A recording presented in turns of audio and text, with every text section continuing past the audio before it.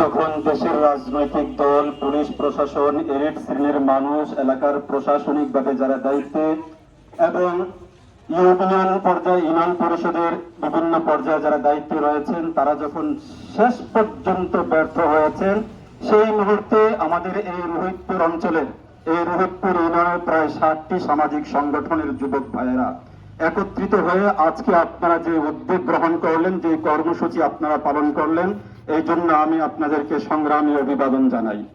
প্রিয় ভাইরা আমার, এটাই পরিষ্কার কোন জাতি কতটা সভ্য, কতটা ভদ্র, কতটা উন্নত, সেটা প্রমাণিত হয় সেই জনগোষ্ঠীর, সেই জাতির যুব সমাজের দিকে তাকালে।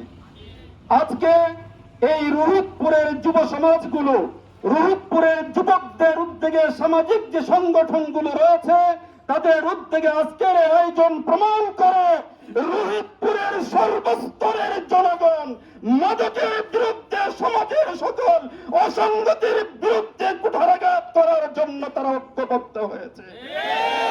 ভাইয়েরা আমার, যতদিন পর্যন্ত এই রোহিতপুরের কর্তৃত্ব আর নেতৃত্ব আপনাদের মতো যুবকদের হাতে থাকবে, তখন রোহিতপুরের সাধারণ মানুষ কখনোই পথ হারাবে না। আমাদের কোমলমতি ছেলেরা মাদকাসক্ত কখনোই হতে পারবে না। এই জন্য আপনাদের এই উদ্যোগকে আমরা সাধুবাদ জানাই, আমরা মোবারকবাদ জানাই। আগামী দিনে আমাদের রোহিতপুরের আরো পরপর যতগুলো সামাজিক সংগঠনগুলো রয়েছে, সকল সামাজিক সংগঠনগুলোকে ঐক্যবদ্ধ করে সমাজের সকল অসঙ্গতির বিরুদ্ধে আপনারা তুমুল গণ আন্দোলন, সামাজিক আন্দোলন আপনারা করবেন। আপনাদের ডানে বামে সামনে পিছনে থেকে আমরা আপনাদেরকে উৎসাহ উদ্দীপনা দিব, আপনাদের সাথে অংশগ্রহণ করব, সেই প্রত্যাশা রেখেই শেষ করছি। নাসরুম মিনাল্লাহি ওয়া ফাতহুন করিব ওয়া বাশশিরিল মুমিনিন। আসসালামু আলাইকুম ওয়া রাহমাতুল্লাহ।